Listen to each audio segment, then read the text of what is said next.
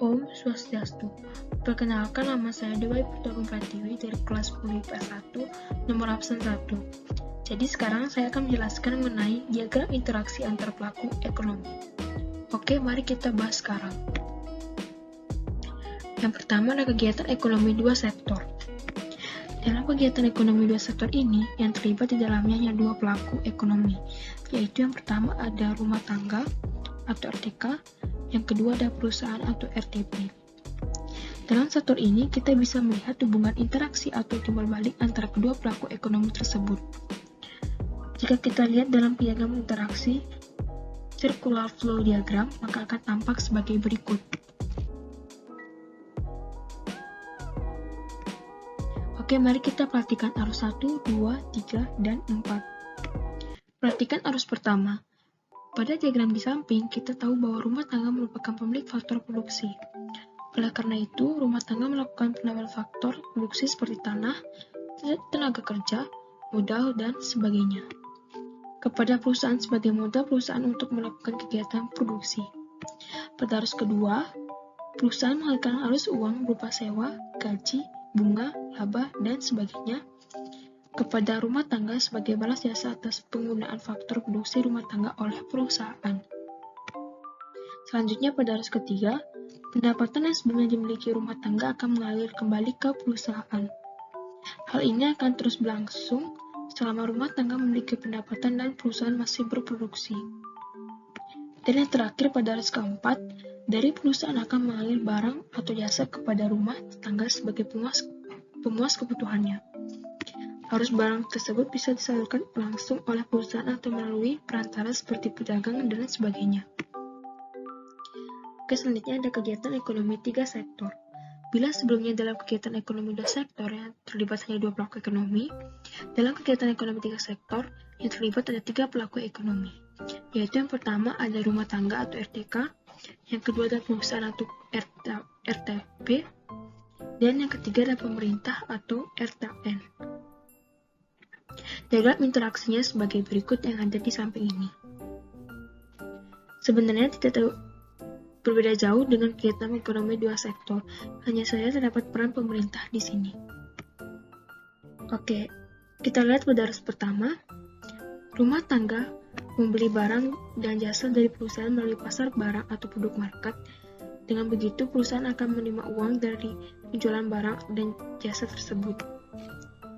Dalam arus ini, rumah tangga berperan sebagai konsumen, sedangkan perusahaan berperan sebagai penjual.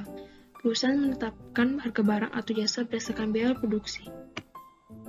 Sedangkan di pasar barang atau produk market, penetapan harga ditentukan oleh pemerintahan rumah tangga dan penawaran perusahaan.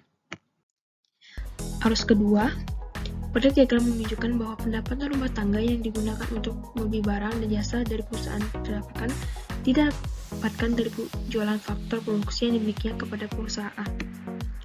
Di sini rumah tangga berperan sebagai penjual sedangkan perusahaan berperan sebagai pembeli. Dan harga faktor produksi ditentukan oleh penawaran rumah tangga dan permintaan perusahaan. Oke, arus yang ketiga.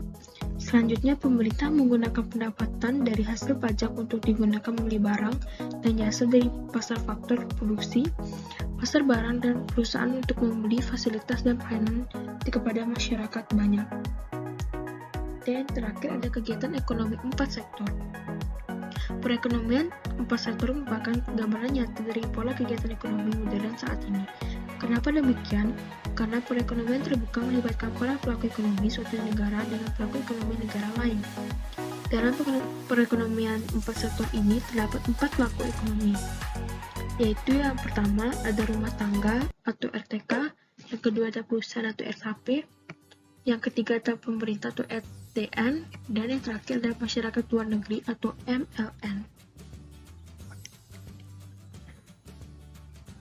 Peran perekonomian luar negeri sangat besar bagi perekonomian dalam negeri dalam rangka menjalin kerjasama di bidang ekonomi maupun hubungan diplomatik. Hubungan kerjasama tersebut dapat berupa perdagangan, investasi, dan sebagainya tercermin dalam kegiatan ekspor dan impor. Diagram perekonomian 4 sektor dapat digambarkan sebagai berikut. Perhatikan gambar yang ada di samping ini. Dapat dilihat, diagram perekonomian terbuka memiliki 4 pelaku ekonomi. Dalam perekonomian, keempat pelaku ini memiliki hubungan interaksi yang bertujuan untuk memenuhi keperluan masing-masing. Hubungan tersebut diantaranya sebagai berikut. Yang pertama dari rumah tangga RTK. Memiliki hubungan dengan perusahaan, yaitu dalam perekonomian, rumah tangga membeli barang atau jasa yang dihasilkan oleh perusahaan untuk dikonsumsi. Rumah tangga didapatkan penghasilan berupa gaji, sewa, bunga, dan sebagainya dari perusahaan atas balas jasa dari penawaran faktor produksi.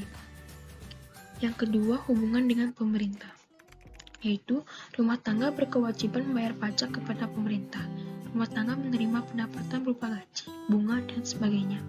Rumah tangga mendapatkan fasilitas publik dari pemerintah sebagai buah dari pembayaran pajak. Yang ketiga, hubungan dengan masyarakat luar negeri, yaitu rumah tangga memenuhi kebutuhan akan barang atau jasa yang tidak diproduksi dari dalam negeri dengan cara mengimpornya dari luar negeri. Rumah tangga mengekspor sumber daya ke luar negeri. Yang ketiga, perusahaan atau RTP memiliki hubungan dengan rumah tangga, yaitu perusahaan menghasilkan barang dan jasa yang dapat dikonsumsi oleh rumah tangga. Perusahaan memberikan sejumlah keuntungan dan penghasilan atas balas jasa berupa gaji, upah, sewa, dan sebagainya. Yang kedua, hubungan dengan pemerintah, yaitu perusahaan berkewajiban untuk membayar pajak kepada pemerintah. Perusahaan menjual hasil produksinya baik berupa barang atau jasa kepada pemerintah. Yang ketiga, hubungan dengan masyarakat luar negeri, yaitu perusahaan melakukan kegiatan ekspor dan impor barang dan jasa dari dan ke luar negeri. Yaitu yang ketiga ada pemerintah atau RTN. Memiliki hubungan dengan rumah tangga, yaitu pemerintah mendapatkan setoran pajak dari rumah tangga yang digunakan untuk kebutuhan pembangunan, operasional, fasilitas publik, dan sebagainya. Yang kedua, hubungan dengan perusahaan, yaitu pemerintah menerima setoran pajak dari perusahaan. Pemerintah membeli dan memakai produk yang dihasilkan oleh perusahaan baik berupa barang maupun jasa. Yang ketiga, hubungan dengan masyarakat luar negeri, yaitu pemerintah menerima pajak dari masyarakat luar negeri. Pemerintah mendapatkan penerimaan berupa devisa dari hasil mengekspor barang dan jasa. Pemerintah menetapkan kebijakan dalam ekspor dan impor. Dan yang terakhir ada masyarakat luar negeri atau MLN. Memiliki hubungan dengan rumah tangga, yaitu masyarakat luar negeri menyediakan barang atau jasa untuk memenuhi kebutuhan rumah tangga, begitupun sebaliknya.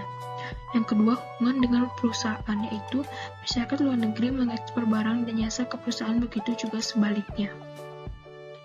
Dengan adanya interaksi antar pelaku ekonomi, perputaran barang dan jasa, uang, dan faktor produksi dapat terjadi sehingga kebutuhan dari masing-masing pelaku ekonomi dapat terpenuhi.